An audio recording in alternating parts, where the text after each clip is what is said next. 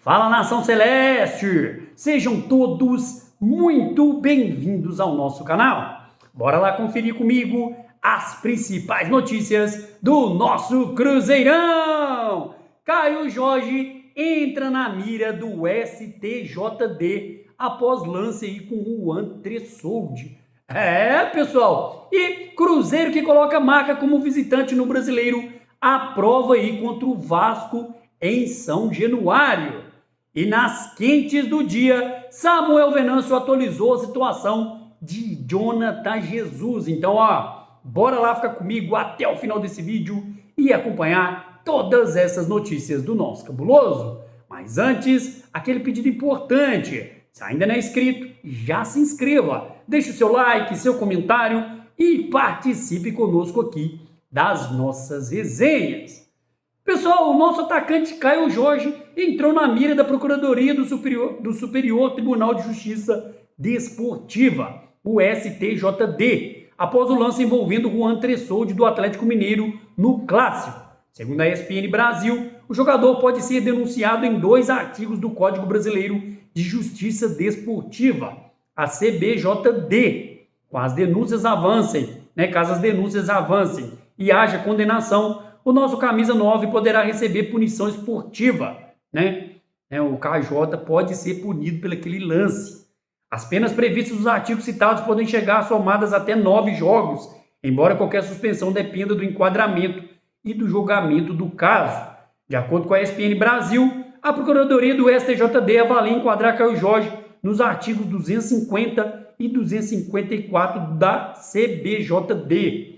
O artigo 250 trata de ato desleal ou hostil e prevê suspensão de uma partida a 3 partidas. Já o artigo 254 e 254, relacionado à jogada violenta, pode resultar em punição de 1 a 6 partidas. Neste momento, porém, a denúncia e uma eventual condenação ainda precisam seguir o trâmite da justiça desportiva. Portanto, Caio Jorge não está automaticamente suspenso pelo simples fato de estar sob análise. O episódio aumentou a tensão após um confronto entre Cruzeiro e Atlético Mineiro. O Juan Tressoldi teria ficado bastante incomodado com a jogada por entender que poderia ter sofrido uma lesão mais séria. Depois da partida, Caio Jorge procurou o defensor rival para pedir desculpas. O atacante teria reconhecido as pessoas próximas que passou do ponto e enviou uma mensagem ao jogador. A tentativa de reconciliação, no entanto, não impede uma eventual análise disciplinar do episódio. O próximo passo será saber se a Procuradoria formalizará a denúncia e em quais artigos serão efetivamente utilizados. Para o Cruzeiro, a situação merece atenção porque uma possível punição poderia tirar um dos principais nomes do nosso ataque de partidas importantes da sequência da temporada.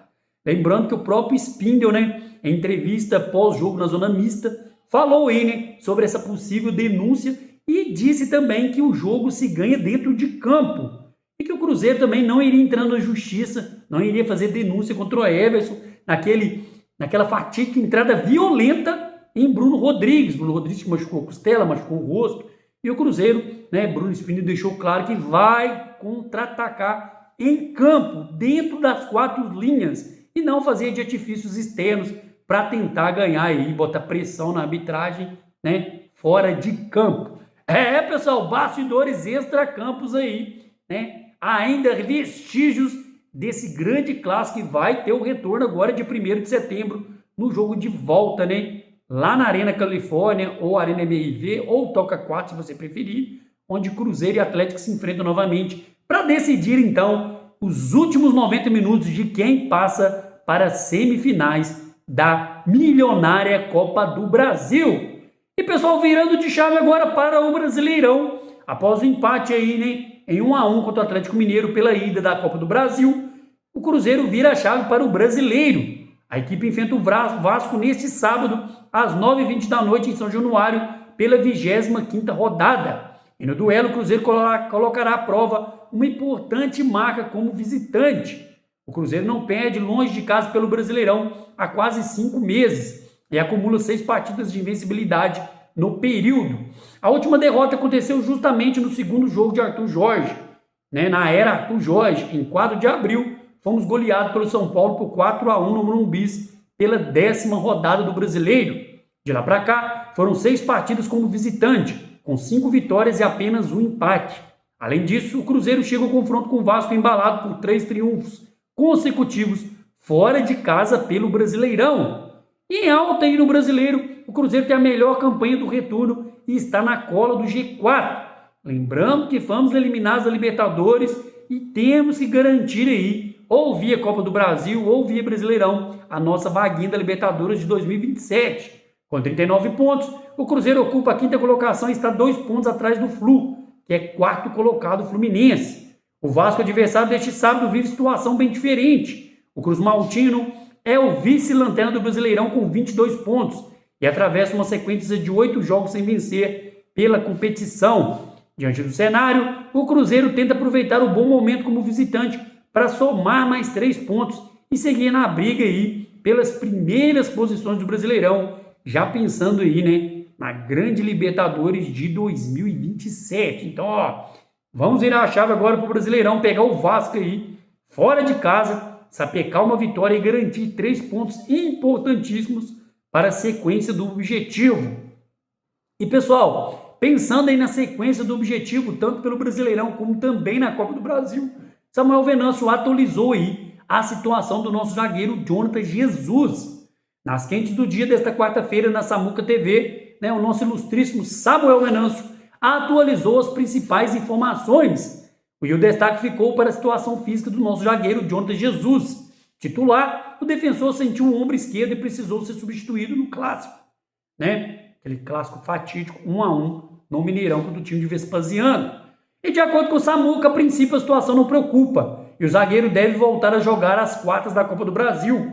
Lembrando que temos confronto decisivo dia 1º, às 9 horas da noite, na Arena Califórnia ou Arena MRV ou Toca 4, se você preferir, né? E, de acordo com o Samuel Venâncio, palavras dele, abre aspas, ele teve uma luxação no ombro. O Jonathan Jesus foi reavaliado e vamos aguardar no decorrer da semana. No sábado, é pouco provável que ele atue, mas não deve ser problema para a volta na terça. A primeira avaliação afastou um risco maior. Ele já teve esse problema outras vezes. Para não correr risco, deve ficar de fora sábado e voltar normalmente na terça diante do Atlético Mineiro.